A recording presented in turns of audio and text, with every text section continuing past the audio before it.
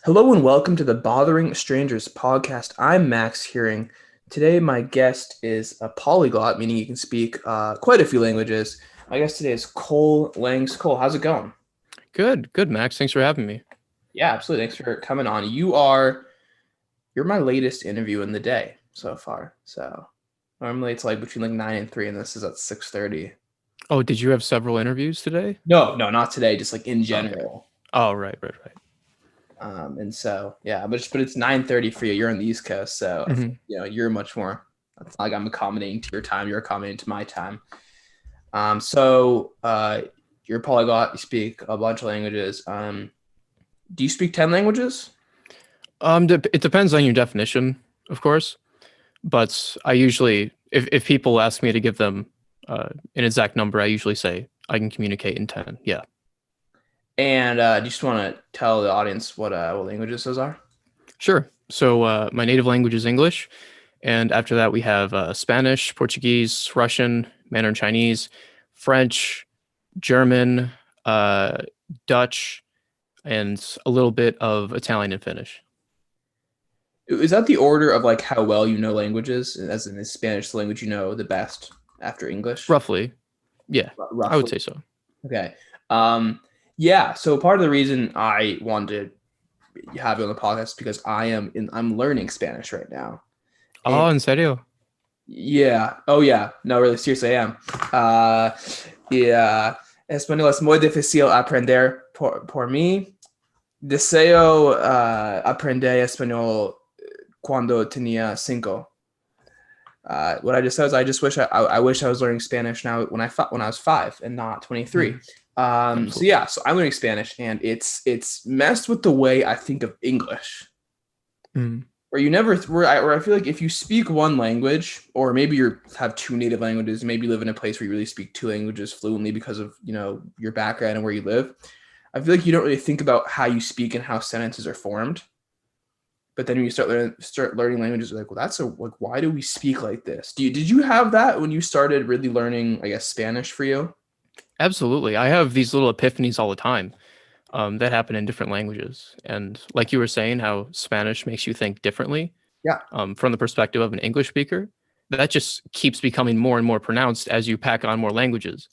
Because when you learn a language, you're not just learning different words for the same meaning, you're acquiring a new culture, a new way to look at the world. And I think that's something that not a lot of people think about when they're like learning Spanish in a classroom environment, for example. Yeah. So I started learning like in April with Rosetta Stone, which is a good resource. I stand by it as a resource, and I haven't finished it yet. I just taken a long break because I'm lazy. And what I find, did you? I guess with Spanish, I find that there's that the way we ask questions in English is like not the same as the way you ask questions in Spanish, where it's like in English you say like I can have a soda, and then you said that's a sentence, and you say can I have a soda, and that's hmm your question. In Spanish, you say it the same way. You just use the intonation at the end to make it sound like a question. And what I find is my struggle now is that I'm like when I try to translate something into Spanish, I have to throw the words around in English before hmm I can even think about translating. Is that something you still struggle with, or is that or are you like fluent enough and have been speaking Spanish long enough where it's an understood thing? Well, in the case of Spanish, that's not really a problem for me. I think it's kind of an acquired skill to learn not to translate in your head. And usually that's something that you really naturally take care of once you reach a certain proficiency in any Right. given language. Yeah. So if you studied Spanish for like 2 more years, you wouldn't even be asking me about that question because like subconsciously you already would have figured it out. Well, 2 years is a long time though. Oh yeah, it's a very long time. 2 years is a minute. It's I mean I recognize that the mind can take in so much information, so many languages, but it's so like you don't realize how difficult it is to learn a language until you're learning the language. Yeah, I mean, I wouldn't use the word difficult. I think as humans we have this incredible capability to learn language. Like if you think about all the nuances and the grammatical rules that we understand in English, and we didn't even study it at all. Like we were just babies and we heard the language for so long, for so many hours. Yeah, we had so much input that our brain just kind of sorted it all out. So when people talk about like, oh, Mandarin Chinese is so difficult, I could never learn that. Difficulty is all subjective. It depends on where you come from, what you already know. It'll The more different it is, the longer it's going to take your brain to get used to it.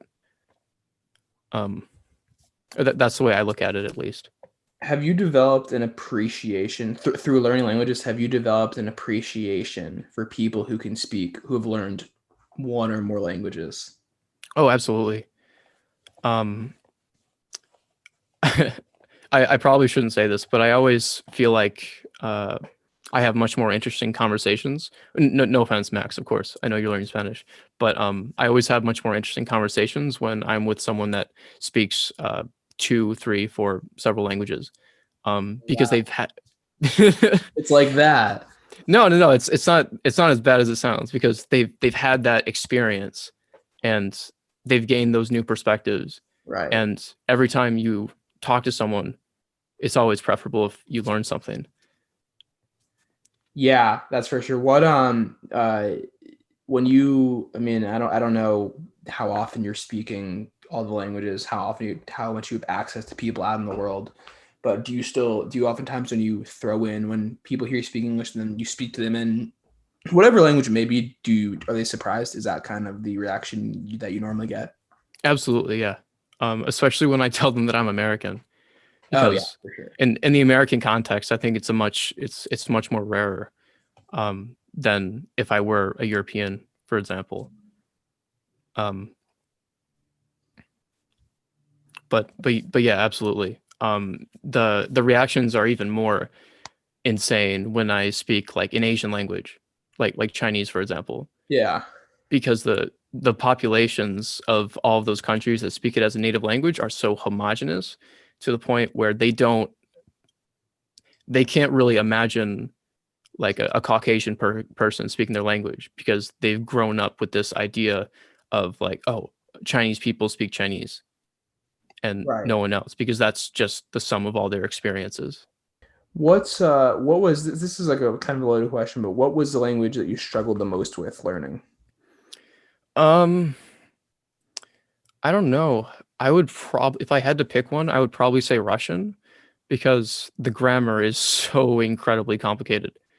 Um, I would say Mandarin Chinese, but I was very lucky because I was an exchange student in Taiwan.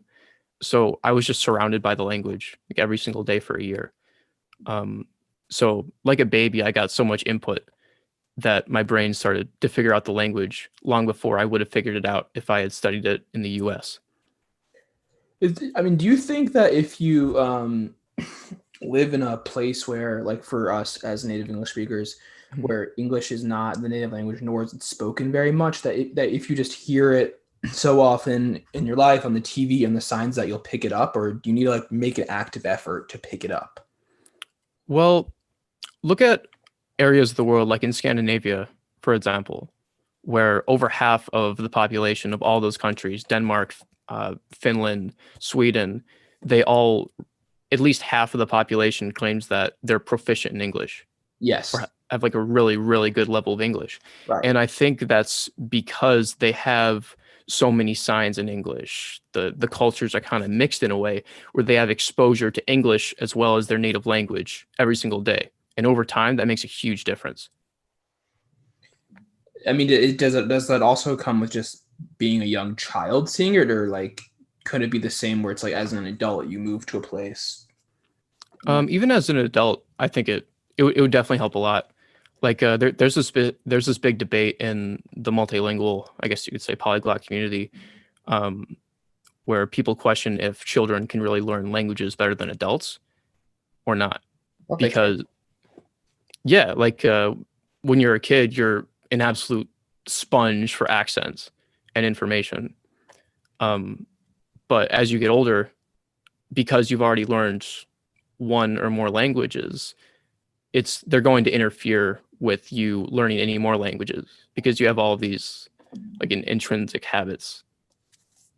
For you, has there been a language that you've learned that's interfered with another language that you've learned in that you've been learning, as in like the sentence structure of one language makes you forget the sentence structure of another language? Not to that extent, but I do mix languages a lot, especially if they're in the same language family. Like Spanish and Portuguese, for example, I believe they share around like 80% of their vocabulary. Uh, Is the sentence structure the same though? yeah, yeah. The grammatical systems are very, very similar, if not identical in some aspects. Oh, okay. Wow. So sometimes I'll be speaking to my friend from Spain, for example, and I'll just unconsciously start speaking Portuguese for no reason Wow. It's amazing. because they're that close. Same thing with Dutch and German. Because they're so similar to each other. Yeah, exactly. That's amazing. See, for me, I grew up learning Hebrew, like in school. Oh, okay. I don't know if you've learned any Hebrew or not. Not saying you should or shouldn't. Not a large population speaking it. Um, I never learned it. I just grew up. I never became fluent in it. But now, when I started learning Spanish, I forgot Hebrew. Like Really? not words so much as how to speak and put sentences together. Hmm. So is that a regular thing or is that just me? I would say that's just a lack of exposure because when we step away from a language for a certain amount of time, our recall is going to get all messed up. Like Right. memory and recall are two separate processes in the brain. So if you step away from a language and don't study, like say if I didn't study Russian for a year, I won't be able to speak at the level that I do now. Even though I know a lot more than I'll be able to speak, I'll just need to refresh my memory a little bit. And it all comes back really, really quickly. But no matter what, your level of comprehension is going to remain the same. So what language have you had that issue with? In any language that I haven't studied for a little while. But I don't really see it as an inhibition or anything. I'll just maintain languages as they're needed. Like, let's say I get an opportunity to travel somewhere, I'll definitely refresh my memory of this and that language. Right. If, of course, I have some existing knowledge of it. Um, but if I'm just here in the U.S., I won't think too much about it because it takes a lot of time to maintain a lot of languages on a daily basis. Do you think it's possible for that to happen with your native language if you move to a place where it's not spoken and suddenly you're just speaking another language so much that like you don't speak yours anymore?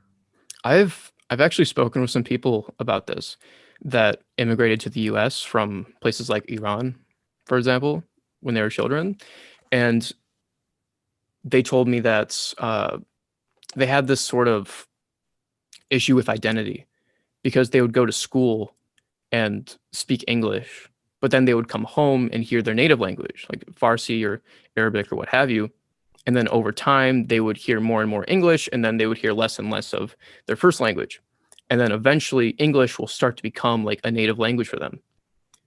Um, but in my opinion, I don't think it's really possible to completely forget any given language. Okay. I always I'm curious what your thoughts are on this. I bet you got this question on. It's like, oh, are you like a language person? Um, do you think there's such thing as a language person? Do you think like some people are just better at it, or do you think it's more just like about a drive and opportunity? Well, just like anything else, I do think that natural talent can play a factor. I'm not saying that I think I have natural talent because I don't really know. But just like anything else, you know, Einstein had a knack for physics. Beethoven had a knack for music. Everybody is a genius at something. Um, I don't know if languages are my thing, but it's something I really enjoy doing, and it's something that I'll do consistently every single day. And I attribute my progress in all my languages to being consistent and enjoying the process more than anything else. Okay, that's interesting. So one question the biggest issue that I've had with Spanish isn't speaking so much as it's understanding. Mhm. Where I feel like Spanish is obviously one of the faster languages in terms of how it's spoken. So for you, what's been the toughest language to just understand? I'm still trying to understand Spanish native speakers because there's so many different accents. Yes. And let's say, do you know which accent you're learning primarily, or are you just kind of Latin, going through resources? Latin, like Central American. Okay, okay. But those are words. The accent, that's up to how much effort I want to put in on that day. Hmm. Gotcha. So I started learning the Spanish from Spain in high school. And then when I finished high school and I went to Taiwan, I made a lot of friends from Mexico and Ecuador Living and in Taiwan? yeah, yeah, like other exchange students that were living there as well. Okay. So we kind of had this pact where, of course, they wanted to practice and speak English with me, the American. So we kind of made this pact of, oh, okay, on these days we'll speak English, and on the other days we'll speak Spanish, and then if we're with like some local people, we'll speak Chinese. Um, and it took me a lot of effort to get used to like the Latin American accent because I studied the accent from Spain for so many years.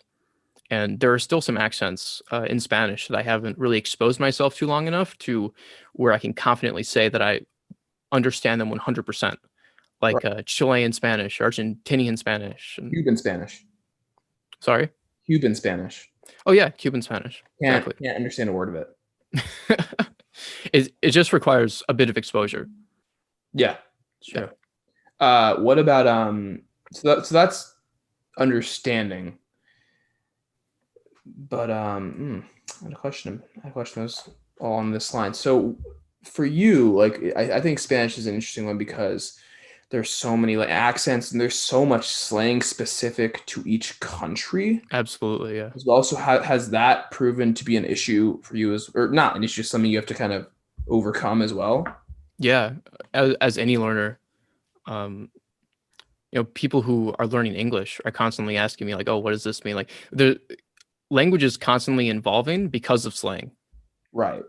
So I think the hardest thing you could possibly do in any language is understand a conversation of native speakers, like talking at full speed, because they're shortening words, they're skipping some words, they're using nuances that you may not be familiar with, they're utilizing slang and all this other stuff. That what really makes languages so incredibly complicated. Yeah, I was I spent a semester in college in Scotland, Mhm. which I mean, if you want to talk about the toughest English to understand, that might be it. And I knew two people. One guy was Chilean, and one guy was a Spaniard. The Chilean I had to accommodate to the Spaniard because they shortened so many words. This is what he told me. I guess they shortened so many words and when they speak Spanish in Chile that just wasn't. It was hard for him to understand. So he had to really elongate his words and like Mhm. so he could so they could just communicate with one another. Yeah, there's this idea of, oh, sorry, go No, ahead. no, good. I was just going to say there's this idea of like sociolinguistic knowledge, which is the fact that if you want to understand an accent like 100%, you will have to spend some time in the country where it's spoken. Because even if you want to ask like simple questions like how much does this cost? How do I get to here? Sometimes the locals will say it a lot differently in a way that may not make sense to you as a learner. And even as like English native speakers, Yeah, we're guilty of this. We have tons of phrases that we use every single day that make no sense. yeah, none. Yeah. So Uh, you can only imagine how a learner of English might take that. I think my favorite English is that we call like attractive women. We say, "Oh, she's so bad." Yeah. And like if you're like not in the know with English, you're gonna be so confused Hmm. with that sentence. And even I would say this, I was even watching a documentary just yesterday, and it was placed in Manchester, England, so northern England, and I couldn't understand a lot of what they were saying. Really. And a lot of it was terminology, but also it was a heavy accent. But I wanted to ask this because I wrote it down because I knew I was going to forget it again. What do you think it requires to be truly fluent in a language? If people that watch my videos will know that I really hate the word fluent because it's Mhm. so ambiguous. Like my definition of fluent is most definitely different from your definition of fluent, Yes. and your definition of fluent is different than my mom's definition of fluent. Right. It completely depends on the person. Like, do you mean that you can converse seamlessly with anybody in any given situation about anything, or just get around? Yeah, no, the first one, because like for you it might be like Spanish is the language you speak best outside of English, but there might still be words that you run into that you don't know what they are. Oh yeah, absolutely. I learn new words in English every day. Right, but like with English, I feel like as a native language, you can kind of work with context a little bit better. Hmm. As in Spanish or whatever language you're working with, it's harder to work around context. At least for me, I'll say that at least for me. So that's why I say like I think being like for me, like I told my parents, I'm like I'm not about becoming truly fluent in Spanish. Like I'm like I want to become like really good at it and like make little to no mistakes, but I don't want to take it to like the business world. I don't want to Hmm. like I don't want to be that guy who just knows every single thing because it's just there's too much work. I feel like that goes into that. Yeah, I was gonna say it really depends on your goals, which is something that you brought up, right? Like if you just want to learn Spanish to go travel around Spain and get by, um, then that's one thing. But if you want to be able to have meaningful, deep conversations with people and understand what they say back to you, more importantly, it's going to take a lot more time. So for me, the definition of fluent would just be you having an ability to communicate effectively. Okay. You may not have the best vocabulary. You may not sound like incredibly eloquent in the language, but you get your ideas across really easily. Very fair. So for you specifically, with knowing 10 languages, what led you to want to become this guy that like the language guy? It was the people, 100%. Because when I was an exchange student, I had all these friends from around the world that were other exchange students. And I thought it was so amazing that they all spoke great English. And I thought it was so amazing that they put in the effort to study my language and that now we're here on the other side of the globe in a foreign country speaking to each other. I just thought the idea of that was just so amazing. And so I made a pledge to all those people. Like there were 60 people. And I said, by 2028, because they planned this little reunion for us, where they wanted us all to come back to Taiwan, for this reunion in 2028. So I made this goal while I was there. I said, by 2028, I'm going to be able to speak all of your languages on at least a conversational level. That's my goal. And I mean, can you name what those? I mean, obviously, so all the languages that you know so far, right? Mhm. They were spoken when you went with the people you went on exchange with. Yes. So what language? So what else are you do you need to learn? I actually have a list of these, Okay. like right by my monitor, because it motivates me every day Yeah, to for sit down sure, and practice. for sure.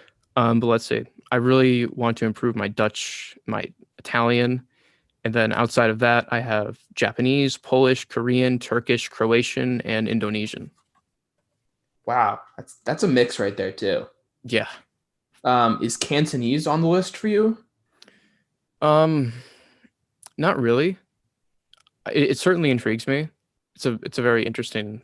Well, some people call it a separate language. Some people call it a dialect of Chinese, Yeah. but it has 50 million plus speakers. Those are like what's next for you. But going into that exchange, did you just know Spanish and English? I I studied Spanish in high school for 4 years. I could barely speak the language when I went over there. Pretty regular. Um, yeah, like I never really spoke with native speakers or anything. I never watched TV shows or movies in Spanish. I just studied it in the classroom for 4 years, which, as you can imagine, is not the most effective method. So I did understand some of the language, but it wasn't until I went there and I started really talking with people that my whole world flipped upside down. Okay, so that's when you were like, I wanna get better at Spanish, but I just want to get better at languages. Hmm. Okay, this is something that I think I should ask you because you seem to have just knowledge of how language works. Uh, the term dialect is one that I've never really understood because I mean, I don't know. Would you say that we have different dialects in America, or would you just say that that's all English? Uh, Yeah, it's hard to pinpoint really what is a dialect and what's an accent, and then what's a Mm, language, a separate language altogether.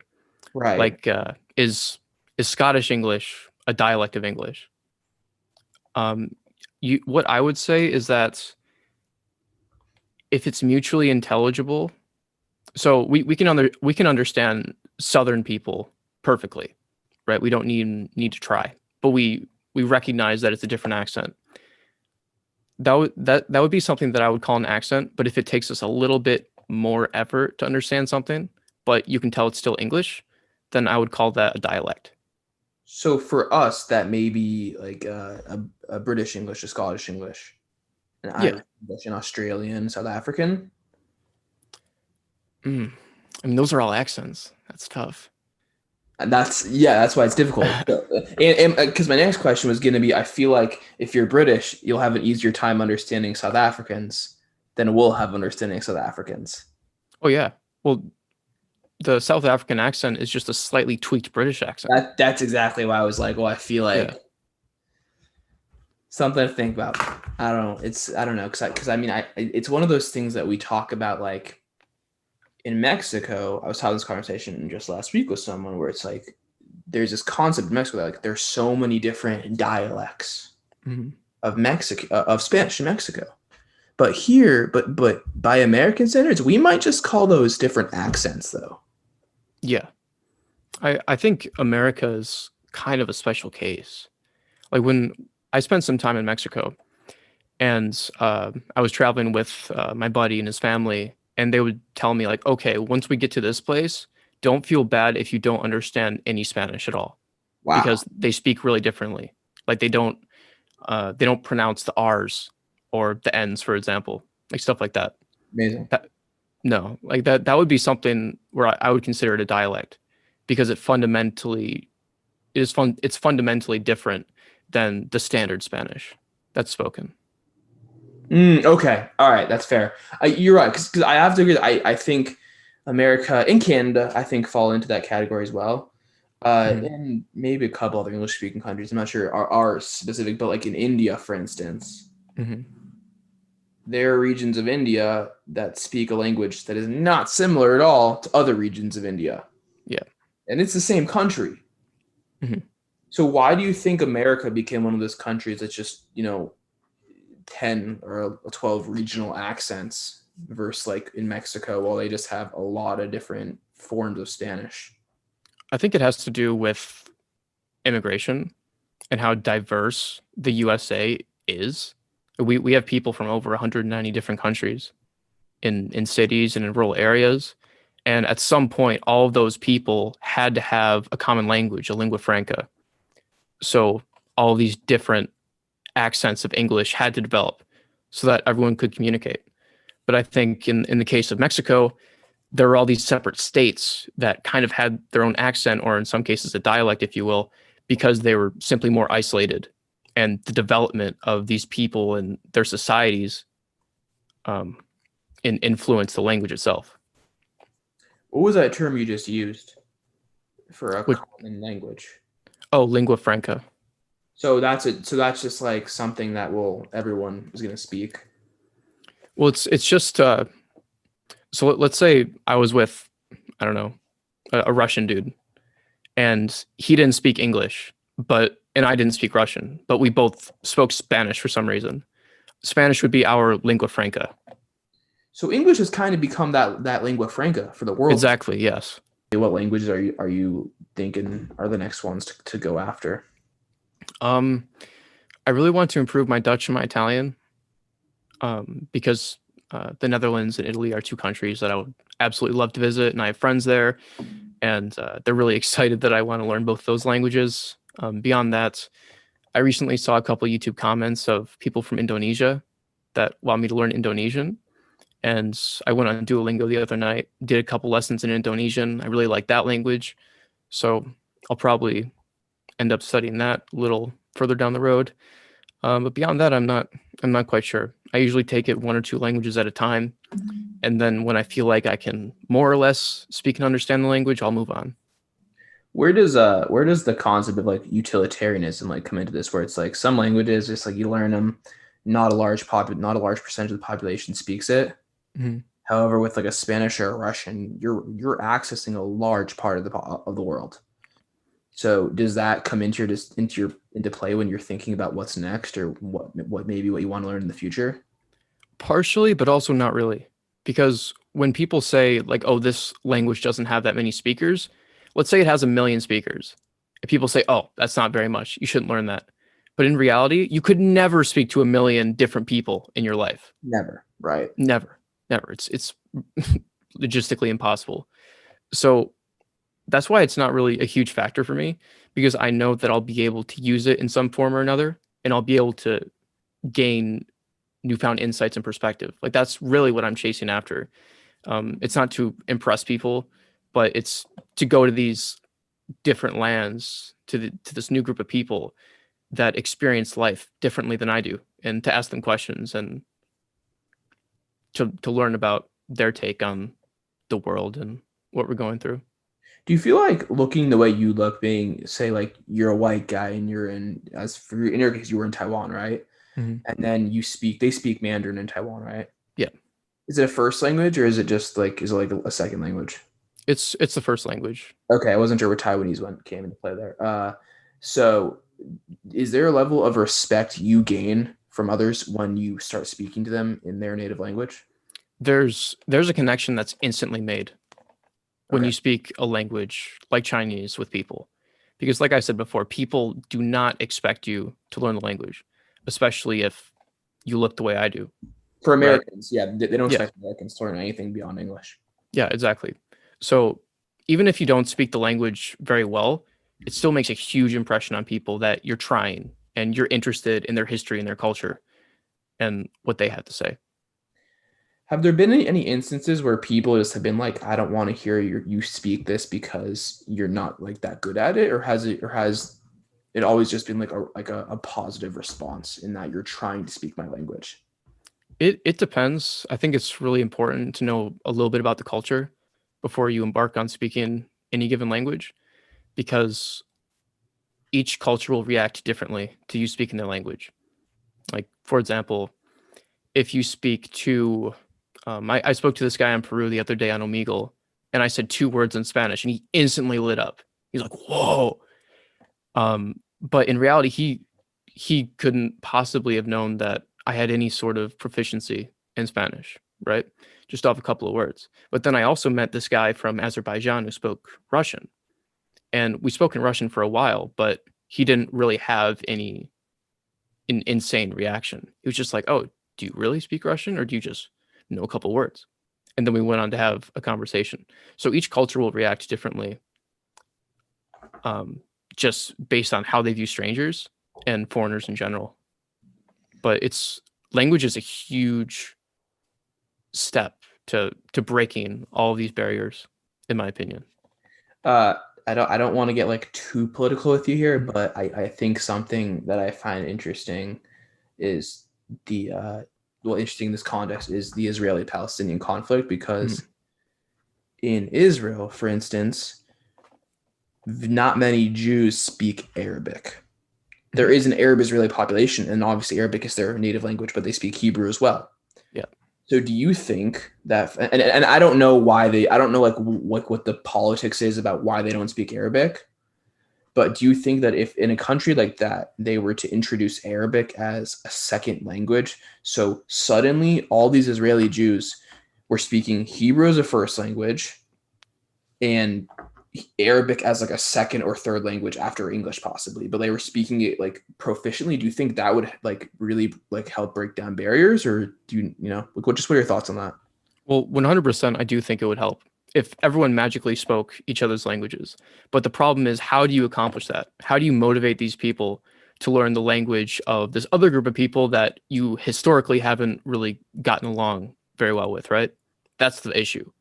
It's not that you don't speak their language, it's that you don't want to. You have no desire to understand the other Yeah, side. that's a problem. I've heard a lot Mhm. of, and I'm not I don't know the Paul I don't I'm not trying to get too political, but I've heard a lot of people just be like I just don't want to learn Arabic. Mhm. Okay, I just thought I'd kind of throw that question out there. So in the case so I'm curious about this too, because in Africa, for instance, in certain African countries, uh, pre colonization, there would be three or four languages spoken, and there wasn't a lot of overlap, and it was like they had these different tribes, and they couldn't speak to each other very much. So, what do you think the role of colonization played? Because then, once colonization happened, suddenly there was English or French or German or something. Do you think that helped, or do you think like that changed much? Well, And I, it's I'm not trying to like romanticize colonization here. I'm just the oh language. yeah, yeah, I understand. Well, it certainly led to more globalization and more contact between these peoples of different countries. And you could argue whether that's a good thing or a bad thing.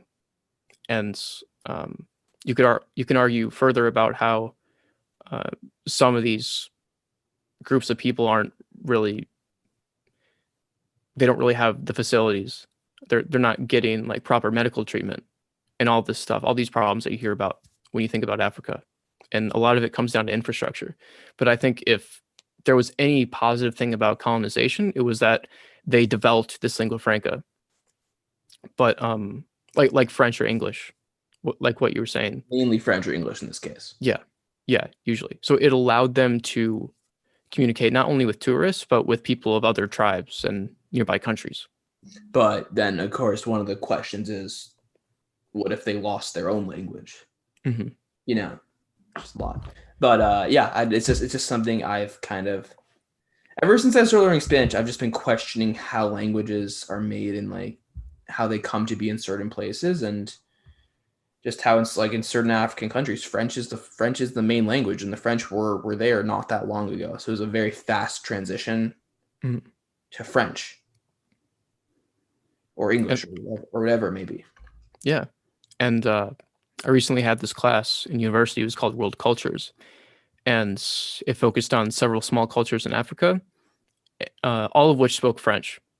But the thing that they all had in common was that they didn't enjoy speaking French. They saw it as the language of white people because they have all these negative thoughts and feelings towards the French colonists. They would much prefer to communicate in their own language, but when you can only communicate with someone else in one language, you're going to use that language, coming down to the whole lingua franca idea. So they spoke other languages, but they just used French for simply like utilitarian. Just I need to speak to someone in this that speaks no language, so we're going to use French as that. Yeah, exactly. Like if they saw a white person, they would address them in French. Right. So why? I don't know. This is more of a history question, I guess. Certain countries have kept the language of their colonizers. Mhm. Not as in it's either first or second language. It's spoken. Certain countries have lost the language of their colonizers. So what? So do you know about how that happens, or am I just going a little too off the rails here? I have no idea. I think there are too many factors that play into it. Like how resistant was this group of people compared to the colonizers? How did the colonizers affect the society and the people at large? You know, there are all these really broad comparative political ideas that are at play here. I think it's impossible to pinpoint one single thing that allowed this group of people to either keep or get rid of the language of their colonizers. On the topic of colonization, how does so like in the Caribbean, Mhm. Creole is a common language in many islands in the Caribbean. How does a language like that, which introduces, which puts together so many other languages, how does that happen? Because that's kind of constructed in itself, you could say. I have a theory about this. I'm not sure if it's correct, so take this with a grain of salt, but these are just my thoughts. So I think things like this develop when two groups of people don't have a lingua franca and they really have to struggle to communicate. And when you hear like Jamaican people speak, for example, you can tell that it's really, really close to English, but some parts of it you just won't understand at all. And I think that's because they came into contact with these groups of people that they didn't share a language with. So they had to try to just say a few words and point to certain things, and they hopefully got their point across. And over time, that developed to these people assigning meaning to these certain things, but taking words from other languages. So it kind of became this really huge mix. Like I have this buddy in South Africa, and he showed me this video of what's called South African vernacular. And I don't know if you know, but there's I think 10 or 11 official languages in South Africa. Yeah, quite a few. Yeah, quite a few. So when local people speak, they obviously don't know all 10 or 11 languages, but they may know like three, four, five, and they'll throw them together and mix it in. And by context, everyone can kind of sort of understand it. But someone like me who has no background in any of those local languages won't understand a word, even though it's technically English. So this is for white and black people in South Africa. They're both experiencing this. I believe so, yeah. Wow, I had no idea about that. So that's kind of how like a pigeon language comes to be. Yeah, I would say so. But mostly, I think the majority of the population in South Africa does speak English, Yeah, but yeah. in a very informal way. If you're just talking with your buddies, like getting a beer or something, you might communicate in this mix of five languages that's the local vernacular. Gotcha. Okay. Yeah. I really just feel like language is one of those things that we so take for granted in Absolutely. terms of like, especially as English speakers, I would say, because so many people are accommodating to us. Mhm. And even there's a level of entitlement that I think comes with living in a country where English is a native language, or you go to another country, like, why don't you speak English? Like, you should speak English. Yeah, there's so much entitlement. And like, why? And like, we shouldn't think that way. Like, they're not here to, work on our level. Mhm. But I mean, I think learning languages makes you lose that entitlement, though. Yeah, absolutely. Because you see the effort that these people put in to learn your language once you start learning their language. Like if I speak almost any language to someone else and I speak pretty well, they'll say, "Wow, your whatever language is so good." But if you had like some Finnish dude that spoke perfect English, you probably wouldn't make a comment like that because in your head, even if it's unconscious, you're kind of expecting them to have a good level of English. And you think that they should speak English, like, Yeah. because Yeah, you're it's a here. global language. Right. What has the internet done in terms of making it easier to learn languages? Oh my God, it's I'll have to only scratch the surface here, but the vast majority of all content on the internet is in English, even though there are more Chinese people that use the internet than, say, native English speakers. The vast majority of the content is completely in English. So it's allowed people to access material in English that they wouldn't have found before. Um, you just have this database of incredible resources to learn. Like even if you have a Netflix subscription, you can just type in any language in the search bar and it'll probably come back with some TV show or movie in the language. And for me, like that's actually how I learn sometimes is I'll say, okay, I don't feel like sitting down and like deliberately practicing anything. So I'll just go and watch a TV show or movie in this or that language. And it really helps you to bring back your comprehension and to learn new words in context. Um, but I would say, if anything, the internet has allowed everyone to easily access resources that they wouldn't have been able to access before, and to find people on Yeah, the internet that yeah. speak any language in the world. And that's where we're really lucky as English native speakers, because so many people around the world want to learn English. Hmm. And even if I wanted to learn, you could call it like a relatively obscure language like Hausa or Wolof, like an African language, I would definitely be able to find a speaker of that language that wants to learn English. Whereas the reverse may not be true all the time. So are you basically that as an English speaker, you can basically find anyone? Yeah.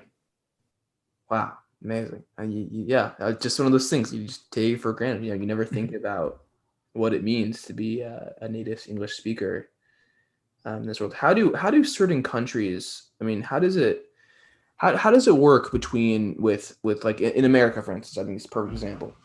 A lot of people speak Spanish and English fluently, and they switch between them so quickly, and it's like it's effortless. It's it's relatively without flaws. How does that work? Like, what's I don't know if you know what's going on psychologically that allows you to do that. It's just the summation of all your exposure to the language. Like I kind of had this. I had a similar feeling when I was speaking to my Mexican friends in Taiwan because we would alternate between Spanish and English all the time, especially if it was inevitable that we would come across a word that we didn't know, either in Spanish or in English. So we would just switch to the other language automatically. And 9 times out of 10, we would still understand each other. So I don't know. I think it just depends on your experiences. Like if your native language is Spanish, but you go out in the world and see English all day, then you're going to have a really great working knowledge of both languages. So you'll be able to fluidly switch between them at will. Yeah, is it because I mean I think it's in for me it's interesting. I saw like a meme on the internet that said that like one a member of like the royal family in England, like the baby that it's like Princess Charlotte speaks two languages at the age of 2, Mm. as if that's like a big deal. And it's like, yeah, so does every child of an immigrant. Like it's so regular. And I mean, is that kind of those things where it's like you're being exposed to language so often, two different languages in this case, so often that it doesn't matter like what you're speaking in that moment, that you can pop between both of them. Yeah, absolutely. And there's definitely a double standard that exists between like learners of English and native English speakers. Like we were talking about before. Like in a way, Americans around the world generally, I'm not talking about everyone, but in general, they kind of expect to see signs in English or encounter people that speak English. But if you're like a speaker of Greek, I don't know, and you're coming to the US, you cannot hope to find Americans that speak Greek. It's just unrealistic unless you're in like a really specific part of a city. Right, unless you're going to them. Yeah. Yeah. Is there one language for you that you look at and you're like, I have to learn this language at some point, but it's going to be like the hardest one. There's a term I'm forgetting here, but is there one that you're like really in the future looking to learn? Absolutely. But you know it's going to be such a difficult one. Yeah. So one thing that I really want to do is I want to be able to essentially communicate with a majority of the world's population. And I've tackled languages in Europe, in Asia, obviously Australia because of English, South America. So the two regions of the world that I'm really lacking right now are Africa and the Middle East. Mm-hmm. So in the future, I would really want to learn Arabic. But the issue with Arabic is that there are so many dialects that differ from each other, like so much. Like speakers of Kuwaiti Arabic wouldn't be able to understand people that speak Moroccan Arabic and Mm. vice versa. So Wow. usually you have to learn something called modern standard Arabic, which is the Arabic that you see on like TV and in newspapers, and Mhm. then also a dialect. And even once you learn the dialect, you won't be able to communicate with everyone because nobody speaks modern standard Arabic. They just speak their dialects.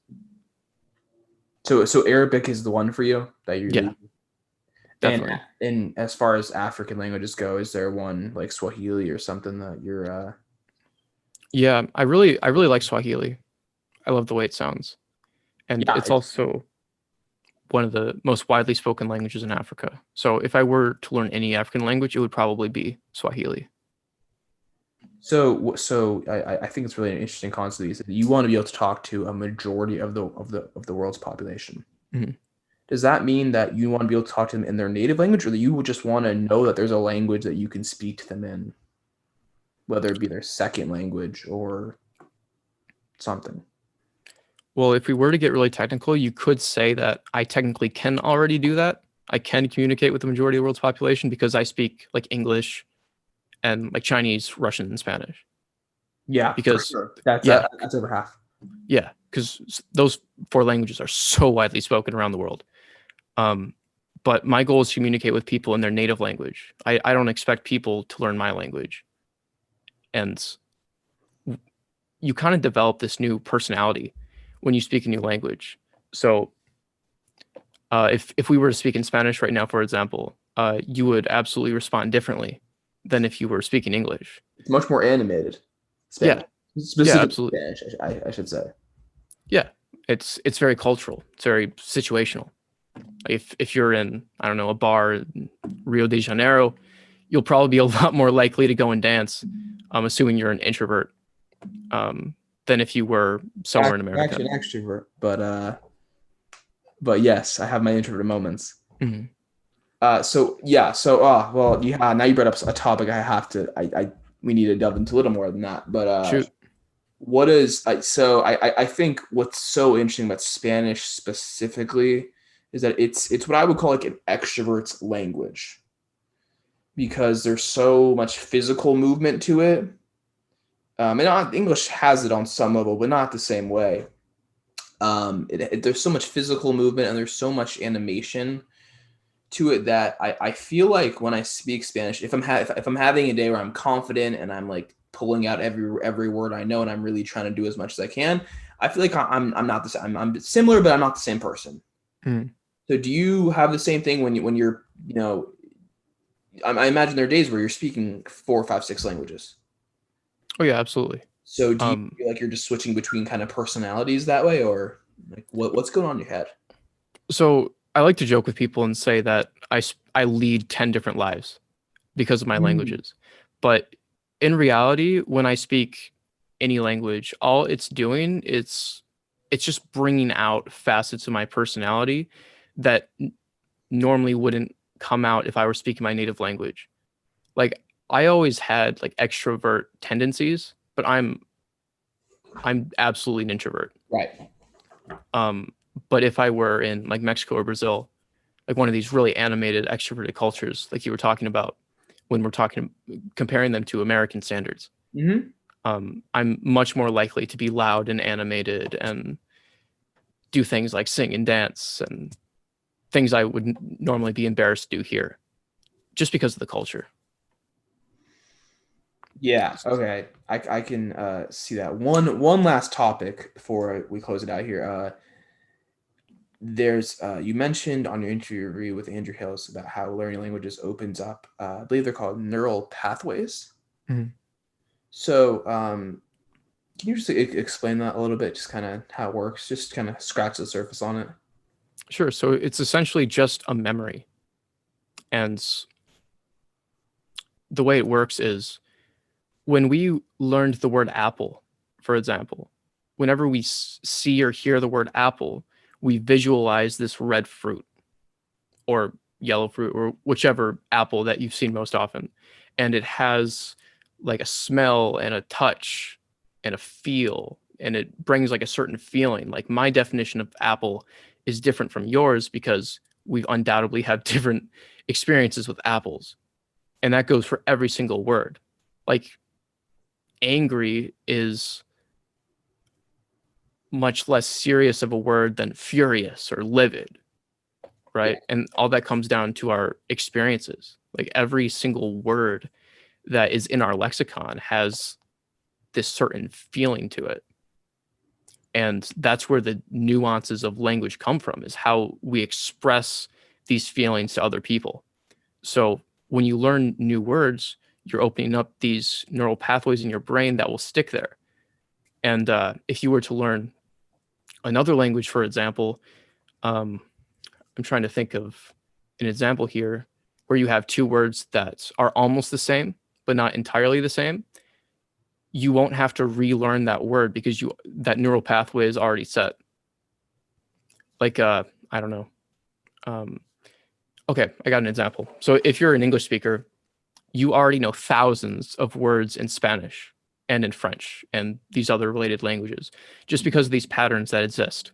Like, for example, the word conversation in Spanish, Franca.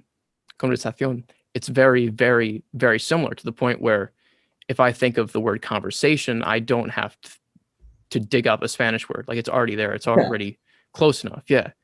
I, I And I did that last week where I didn't know how to say negative and positive, and I was just like, mhm, I feel like it's negativo and yeah, positivo, negativo, positivo. and I was Exacto. right. Mhm. Yeah. So I hope that was kind of a clear explanation. Like, of course, I'm not a neurologist or No, anything. I don't study the brain, but there's a lot to like dig into there, yeah. obviously. So I mean, I didn't want to, go after like dig too deep into it, or else I would have been confusing um, myself. So and where does confidence? Where do you think confidence comes into play when speaking other languages? Plays a huge role. Yeah, I was gonna say. There, there's actually a lot of scientific studies that have been done that show that your mood and your ability to speak a language matters, Yes. regard regardless of the level that you hold in any given language. So if you're a beginner in Spanish, but you feel really, really confident, um, then you'll be able to communicate a lot better than if you weren't very confident. Do you now, like, I think with Spanish, let's say that, because that was your first language you learned. Do you still have days where you're like, I don't do you have days where you're like, I don't think I know that much Spanish? And then possibly the next year, like, I know a lot of Spanish. Oh yeah, absolutely. I'm constantly amazed by how much I don't know, and I always get up every day and wonder like, oh, what can I learn today? What How will I become a better person today? And how will that affect my tomorrow? I'm happy you said that, because because I obviously I've had my days where I've been like tired and like frustrated, and I'm like, I don't know any Spanish at all. Hmm. Like, all this learning, it's been for naught. I know nothing. And then I have days where I'm with it and I'm like, I know more than I think. Hmm. Yeah, I So mean, we kind of have those days with English too, right? Like some days we just don't feel like talking, or maybe we can't recall the words that we're trying to say as we have quickly. we have days that we are less articulate for sure. Yeah, exactly, exactly. And It's even it's it's hard in the journalism industry, because, mhm, like, let's just say that I entered this interview with you and I was not feeling articulate today for a conversation like we had, which requires quite a bit of articulation. It would be a difficult thing to do. yeah, I had the same worry going into this. Like, will this be one of those days where I can actually express my thoughts, or will it be one of those days where I'll have to pause a lot and think for exact phrasing and all of this stuff? Right. Interesting. Yeah, I feel like I'm curious if you agree with this, but I feel like learning a language for me has been one of the more humbling things I've ever done in my life, in terms of just showing us how Mhm. little we know. 100%. And and sometimes we lose that. Sometimes we don't have that. We're not humble. We lose those moments, and then we get like gut checked. In this case, it's by a language. You're like, oh wow, I'm I don't know all that much. Or even just a simple shift in perspective can completely change how you view the world. Yeah, yeah. I mean, it doesn't need to be language for sure, but Yeah, just in this case, it yeah. is language. But Um, you gain that through language learning, essentially. yeah, absolutely. I mean, I've just it just made me question English a lot. Be like, Mhm. why do we say it like this? Like, why do we end a sentence with the word with? Yeah, yeah. It's a lot of stuff like that because it doesn't translate over sometimes. Mhm. Well, I really appreciate you coming on, Cole. Yeah, it Uh, was fun. where can people find you? They can find me on YouTube. I have a channel called Cole Langs. Beyond that, I have a Twitter, which is also Cole Langs, and an Instagram, which is Cole Goodchild. YouTube Cole Langs, Twitter Yes, Cole Langs, Instagram Cole Goodchild. yes. Anywhere else? Nope. I Okay, believe that's it. just want to make sure. Well, thank you for letting me bother you. I've learned a lot. I'll tell you that much. I just know so little about languages, and we probably only scratched the surface. Thank you for listening. Thank you for watching. Follow Cole on Instagram at Cole Goodchild, Twitter Cole Langs, YouTube Cole Langs as well. Some really solid videos in many different languages on YouTube, and you kind of document your process of learning new languages on there as well a little bit. So just kind of, if you want to see what it's like going from knowing nothing to knowing a lot, that's the place. That's the place to see it. Thank you for watching. This has been Bothering Strangers.